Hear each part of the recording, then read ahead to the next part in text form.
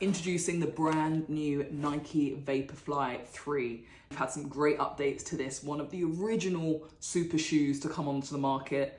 Let's talk about it and see what has changed. First off for me, starting with the upper.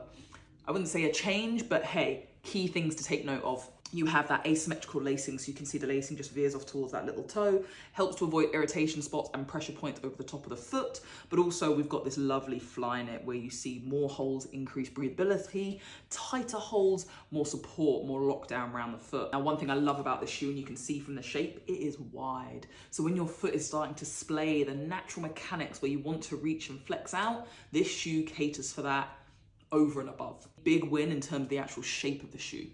Through the midfoot, I have more of a normal arch foot. I don't have super high arch, I don't have super flat foot. So for me, when I'm in this shoe, I actually feel I'm sitting slightly over the side of it. Was I aware of that drastically as I was running?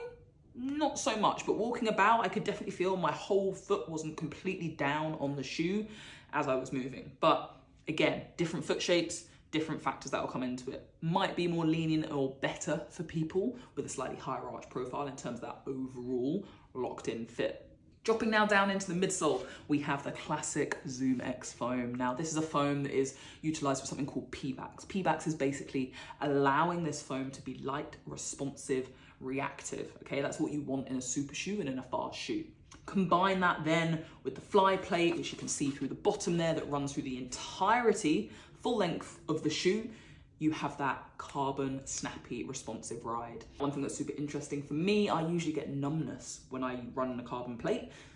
I ran an entire marathon, not a single ounce of numbness. So a big fat tick from me with that in mind. Only thing I'd take note on the cushioning, you can really see the breakdown of it. So you can see how the cushioning and the midsole sort of looks really creased. I know that's something that's always been part of the VaporFly, but you know, I've done 30 miles in this. Probably looks like I've done about 100 there. Onto the outsole and some of the main changes of this shoe. So the rubber is a lot thinner. So a thinner rubber and a different design on the outsole. So increasing traction and grip on the sole of the shoe, but also by reducing that thickness of the carbon rubber, actually increases that kind of feel of the softness of the Zoom X foam. So that overall ride just is made a little bit more plusher, but still that responsive element with the Zoom X and the carbon plate.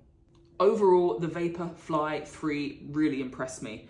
Comparing it to some of my other favorite shoes like the Saucony Endorphin Pro, like this is up there with some of the best. My foot, yes, felt locked in, even with that slight midfoot movement. I love the wideness of that toe box, and overall the update by reducing the thickness of that carbon rubber sole actually gives that cushioning element even more increase. I know the price point is high, but the VaporFly 3, it ticks those boxes.